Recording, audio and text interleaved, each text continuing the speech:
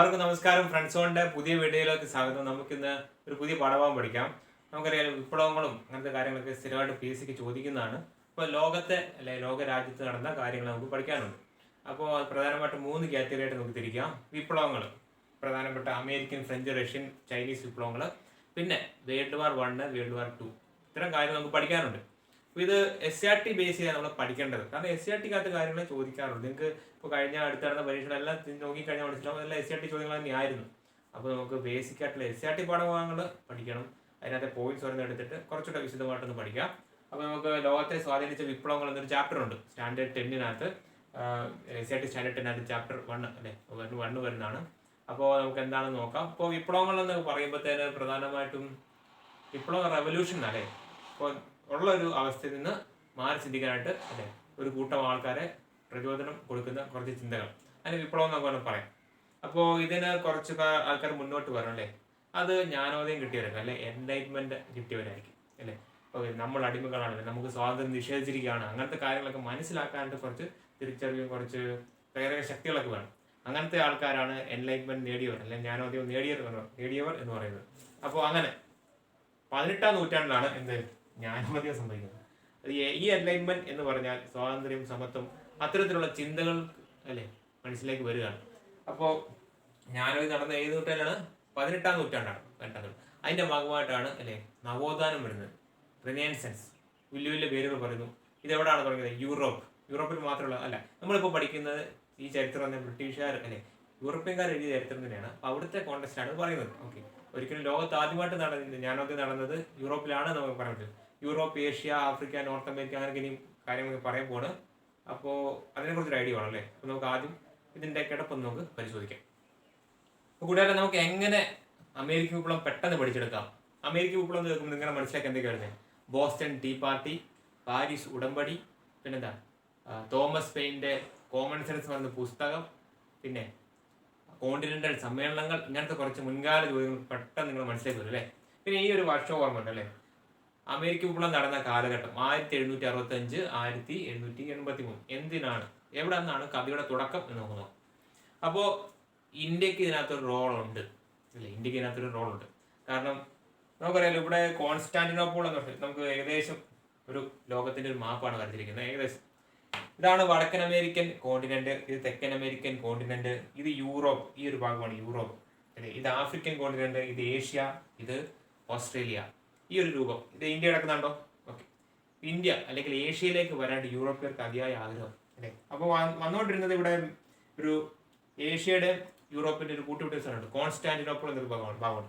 അതുവഴിയാണ് വന്നുകൊണ്ടിരുന്നത്. പക്ഷെ അവിടെ കുറച്ച് ആ ഒരു സ്ഥലം ഇവർക്ക് താല്പര്യമില്ലാത്ത ഒരു കൈയടക്കിയപ്പോഴത്തേന് ഇവർ മറ്റു പല മാർഗങ്ങൾ നോക്കി അല്ലെ, അവർ കടൽ മാർഗം നോക്കി. അങ്ങനെ കേപ്പ് ഓഫ് അല്ലെ ഗുഡ് ഹോപ്പ് അല്ലെങ്കിൽ പ്രത്യക്ഷ മുനമ്പ് കടന്നുകൊണ്ട് നമ്മുടെ വാസ്കോ ഡി ഗാമ ഇന്ത്യയിലേക്കുള്ള വഴി കണ്ടെത്തുന്നു. അപ്പോൾ അതിന് ആ ഒരു കാലഘട്ടത്തിൽ തന്നെയാണ് പല യൂറോപ്യന്മാരും അപ്പോൾ അവരുടേതായ രീതികളിൽ വഴി കണ്ടെത്താൻ നോക്കും. എങ്ങോട്ട്? ഏഷ്യയിലേക്ക്. അങ്ങനെ ഒരാൾ തിരിക്കുകയാണ്. അവിടെ പേരാണ് കൊളംബസ് എവിടുന്നാണ് ഇരിക്കുന്നത്? സ്പെയിൻ രാജാവിൻ്റെ അഭ്യർത്ഥന അല്ലെ, അദ്ദേഹത്തിൻ്റെ കമാൻഡ് പ്രകാരമാണ് അദ്ദേഹം പുതിയ ഒരു സ്ഥലം അല്ലെ, പുതിയൊരു റൂട്ട് ഇങ്ങോട്ട് ഏഷ്യയിലേക്ക് അല്ലെങ്കിൽ ഇന്ത്യയിലേക്ക്, ഇന്ത്യ നോക്കിയാൽ തന്നെയാണ് വരുന്നത്. ഇന്ത്യയിലേക്ക് ഒരു പുതിയ റൂട്ട് കപ്പൽ മാറും. അദ്ദേഹത്തിന്റെ അനുമാനം ഇങ്ങനെയായിരുന്നു. ഇന്ത്യ യൂറോപ്പിന്റെ കിഴക്കാണെന്നറിയാം. അപ്പോൾ ഭൂമി ഉരുണ്ടതാണ് എന്ന് സങ്കല്പം എല്ലാവർക്കും മനസ്സിലായി. അപ്പോൾ കിഴക്കോട്ട് സഞ്ചരിക്കുന്നതിന് പകരം അദ്ദേഹം പടിഞ്ഞാറോട്ട് സഞ്ചരിച്ചാൽ എവിടെ തിരും? കറങ്ങിത്തിരിഞ്ഞ് കിഴക്ക് തന്നെ വരുമെന്ന് കൊളംബസിന് ഒരു ഐഡിയ ഉണ്ടായി. അതുകൊണ്ട് അദ്ദേഹം പറഞ്ഞു, ഇന്ത്യയിലേക്ക് പോകാൻ നമുക്ക് കിഴക്കോട്ട് സഞ്ചരിക്കേണ്ട, നമുക്ക് പടിഞ്ഞാറോട്ട് സഞ്ചരിക്കാന്ന് പറഞ്ഞു അല്ലേ. ഒരു മാപ്പ് എടുത്തു കഴിഞ്ഞാൽ എപ്പോഴും വലതുഭാഗം ഈസ്റ്റ്, ഇടതുഭാഗം വെസ്റ്റ്, നോർത്ത് സൗത്ത്, ഇതാട്ടോ എൻ്റെ ക്രൈറ്റീരിയ. അപ്പോൾ നമ്മുടെ കൊളംബസ് എങ്ങോട്ട് സഞ്ചരിച്ചു? കൊളംബസ് പടിഞ്ഞാറോട്ട് സഞ്ചരിച്ചു.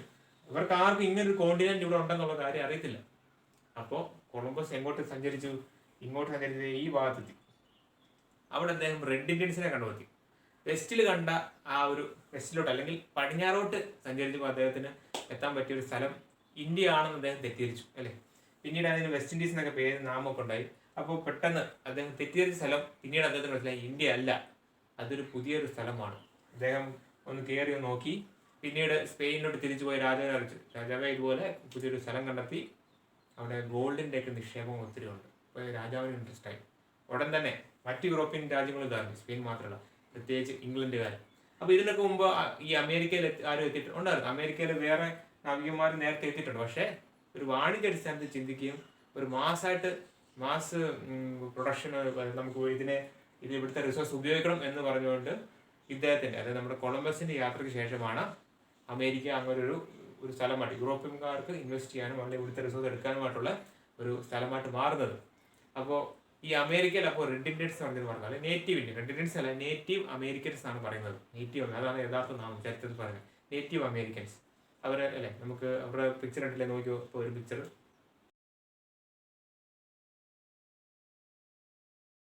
അങ്ങനെ 1492 കൊളംബസ് അമേരിക്ക കണ്ടുപിടിച്ചത് അല്ലെ കണ്ടെത്തിയത് എന്നൊക്കെ ചോദ്യമുണ്ട്. ഒരു ഫാക്ട് ഉണ്ട് അല്ലേ, 1492 1492. ഒരിക്കലും അത് ഡിസ്കവർ ചെയ്യേണ്ട കാര്യമില്ല, ഒരു സ്ഥലമാണ് അല്ലേ, ഐഡന്റിഫൈ ചെയ്തതെന്ന് വേണേൽ പറയാം. പക്ഷേ ചരിത്രം അങ്ങനെയല്ല പറയുന്നത്. നമ്മൾ ഉറപ്പായിട്ടും നമ്മളിപ്പോൾ പഠിക്കുന്നത് യൂറോപ്യന്മാരുടെ ചരിത്രമാണ്. അപ്പോൾ അവരുടെ കോണ്ടെക്സ്റ്റ് മാത്രമേ എപ്പോഴും അവർ പറയത്തുള്ളൂ. അപ്പോൾ ഓർത്തിരിക്കാം. നമുക്കിനി PSലേക്ക് വരാം. അപ്പോൾ സാഹചര്യം ഇങ്ങനെയാണ് വരുന്നത്. അപ്പോൾ ഈ അമേരിക്കക്കാരുടെ സ്ഥലം നല്ല ഫലഭൂഷണുണ്ട്, ഗോൾഡ് ഉണ്ട്, അങ്ങനത്തെ കുറേ കാര്യം മനസ്സിലാക്കി.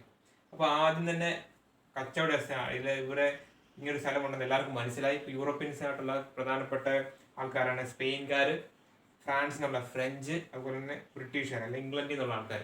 ഇവർ 3 പേരും ഒരു മത്സരപ്പാഴ്ചയിൽ ഇവിടെ വരും. ഇവിടെ വന്നിട്ട് അതിന് പല കാര്യങ്ങളും ഇവിടെ വരാനായിട്ട്. പ്രധാനപ്പെട്ട കാരണം മതമാണ് കാരണം സ്പെയിനിൽ പ്രൊട്ടസ്റ്റൻസിനെ കുറച്ച് ബുദ്ധിമുട്ടായിട്ട് വന്നു. കാരണം സ്പെയിനിലെ ഭരിക്കുന്ന വിഭാഗം കാത്തോലിക്സിനെ സപ്പോർട്ട് ചെയ്തു. കാത്തോലിക്സ്, പ്രൊട്ടസ്റ്റൻസ് പറഞ്ഞാൽ ക്രിസ്ത്യാനിറ്റിയിലുള്ള 2 വിഭാഗങ്ങളാണ്. അപ്പോൾ സ്പെയിനിൽ പ്രൊട്ടസ്റ്റൻസിന് കുറച്ച് ബുദ്ധിമുട്ട് വന്നു. അപ്പോൾ പ്രൊട്ടസ്റ്റൻസ് ആയിട്ടുള്ള കുറച്ച് ആൾക്കാർ അമേരിക്കയിലേക്ക് കൂടിയായി അല്ലേ. ഇവിടെയാണ് ഈ യൂറോപ്പ് എന്ന് പറയുന്നത്. കപ്പൽമാർക്കും കൂടെ വരാം. അതുപോലെ ഇംഗ്ലണ്ടിൽ നേരെ തിരിച്ചായിരുന്നു അല്ലേ.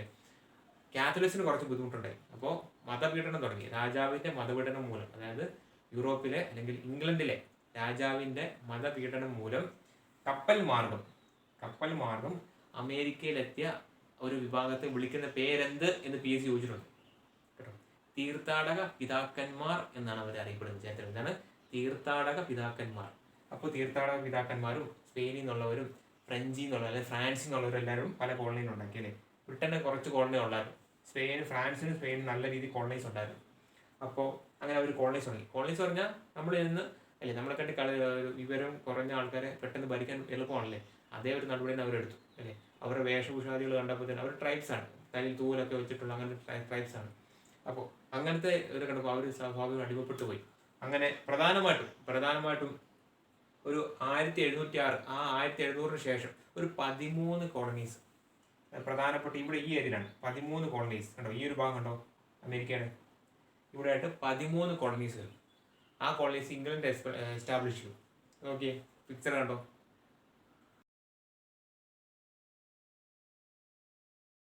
കണ്ടല്ലോ, ഈ 13 കോളനീസിൽ ആയിട്ട് ഇംഗ്ലണ്ട് എസ്റ്റാബ്ലിഷ് ചെയ്യും. ആദ്യമേ ഇവിടെ ഫ്രാൻസുമായിട്ട് ഇവർക്ക് യുദ്ധങ്ങളും കാര്യങ്ങളൊക്കെ ഉണ്ട്, ഫ്രാൻസിലെ കോളനീസുമായിട്ട്. അപ്പോൾ ഈ നേറ്റീവ് അമേരിക്കൻസിനെ കൂടെ നിർത്തിയായിരുന്നു. പിന്നീട് ഇതിന്റെ ചെലവ് മീറ്റ് ചെയ്യാനായിട്ട് പല രീതിയിലുള്ള നികുതി ഏർപ്പെടുത്താൻ തുടങ്ങി ഈ കോളനീസിന് മുകളിൽ ഇംഗ്ലണ്ടുകാർ.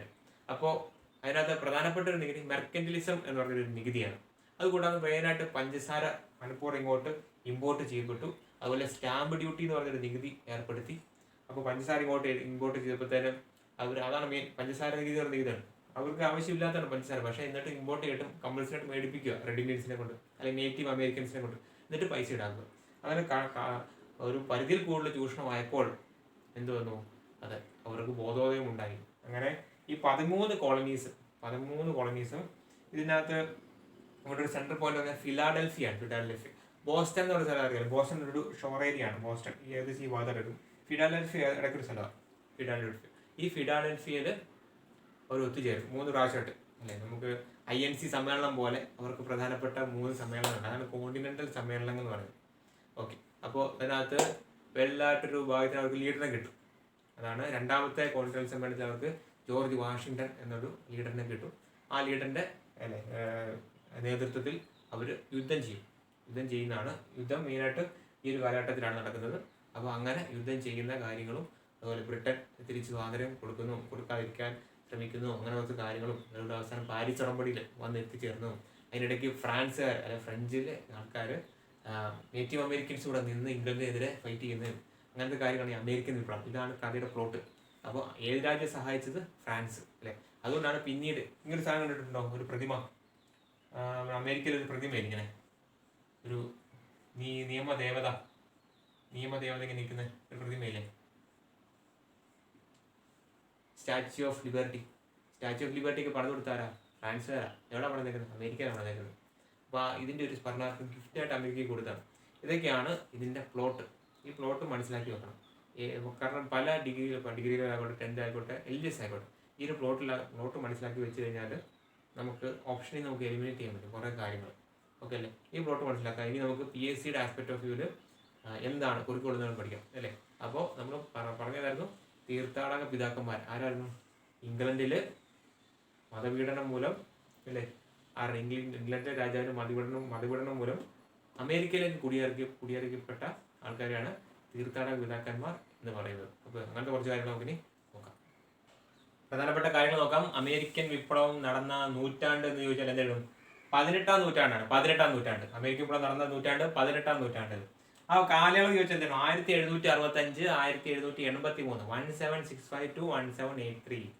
ഇതാ യുദ്ധം നടക്കുന്ന കാലയളവാണ് അങ്ങനെ പറയുന്നത്. സത്യം പറഞ്ഞാൽ 1607 മുതൽ 1732 വരെയാണ് അവർ ആ കോളനികൾ, നമ്മൾ പറഞ്ഞില്ലേ 13 കോളനികളുടെ കാര്യം, ആ തീരപ്രദേശത്ത് നമ്മൾ കണ്ടായിരുന്നല്ലോ. ആ 13 കോളനികൾ ഈ ഒരു ഭാഗത്താണ് അവർ ക്രിയേറ്റ് ചെയ്യുന്നത് അല്ലേ. അപ്പോൾ ഈ ഒരു കാലയളവ് നമ്മൾ ഓർത്തിരുന്നോണം കേട്ടോ. പക്ഷെ നമ്മൾ നോർമലി അമേരിക്കൻ വിപ്ലവം എന്ന് പറഞ്ഞാൽ ഏതാണ് വേണ്ടത്? 1765 to 1783 വേണ്ടത്. ഈ വർഷം എന്തായിരുന്നു? 1492 ക്രിസ്റ്റോഫർ കൊളംബസ് അമേരിക്കയിൽ കാലുകുത്തിയാണ്. ക്രിസ്റ്റോഫർ കൊളംബസ് ഇന്ത്യയാണ് തെറ്റിദ്ധരിച്ച് അല്ലേ അമേരിക്കയിൽ കാലുകുത്തിയാണ്. ആരുടെ പ്രതിനിധിയായിട്ടാണ് വന്നത്? സ്പാനിഷ് ഗവൺമെന്റിന്റെ പ്രതിനിധിയായിട്ടാണ് എത്തിയത്. ഓക്കെ അല്ലേ? ഇത്തരം കാര്യങ്ങൾ ഓർത്തിരിക്കുക. അടുത്ത ഇനി തീർത്ഥാടക പിതാക്കന്മാരെ കണ്ടു അല്ലെ.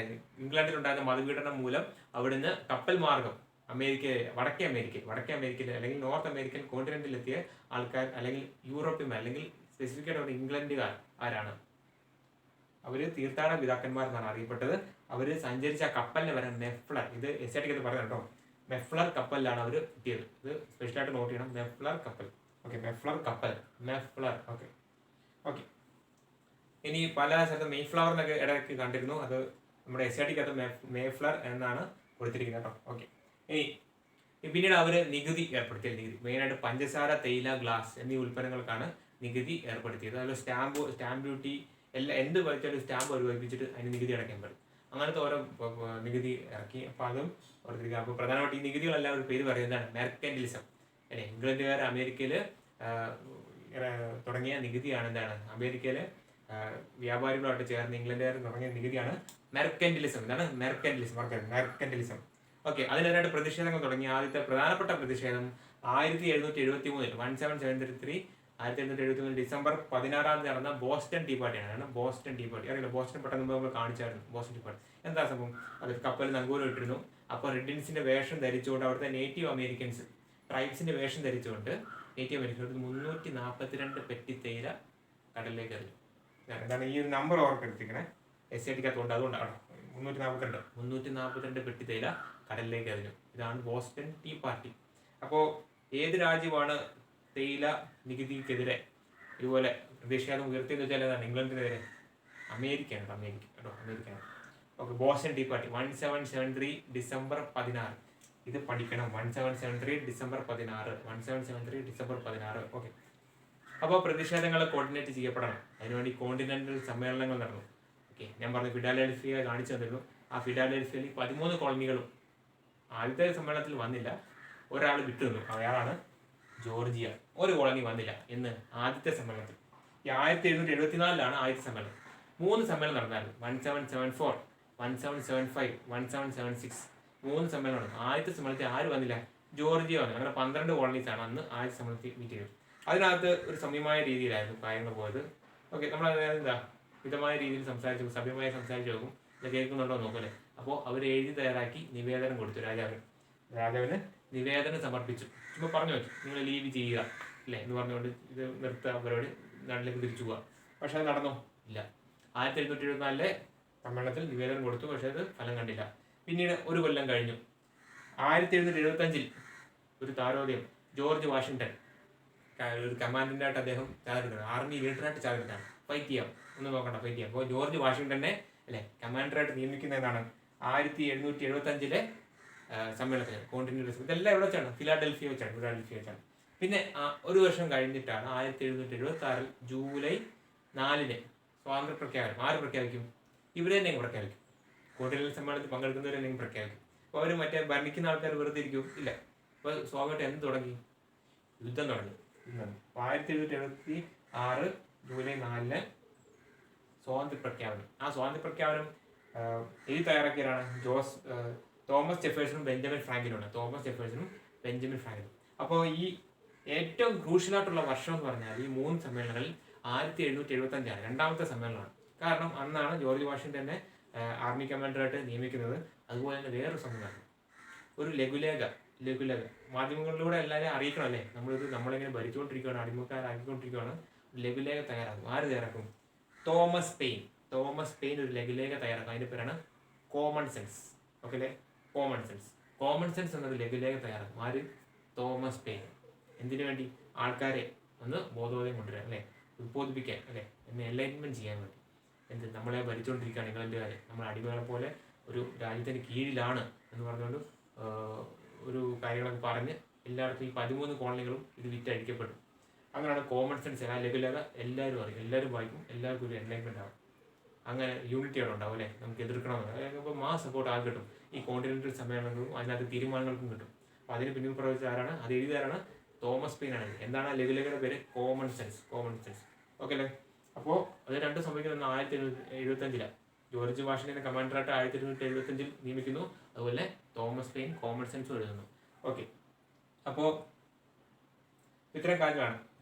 അപ്പോൾ നമ്മുടെ 1776 ജൂലൈ 4 സ്വാതന്ത്ര്യ പ്രഖ്യാപനം കഴിയുമ്പോഴത്തേന് അല്ലേ യുദ്ധം തുടങ്ങി കഴിയുമ്പോഴത്തേന് കുറച്ച് നാളത്തേന് 1783 വരെ കടുത്ത യുദ്ധമാണ്.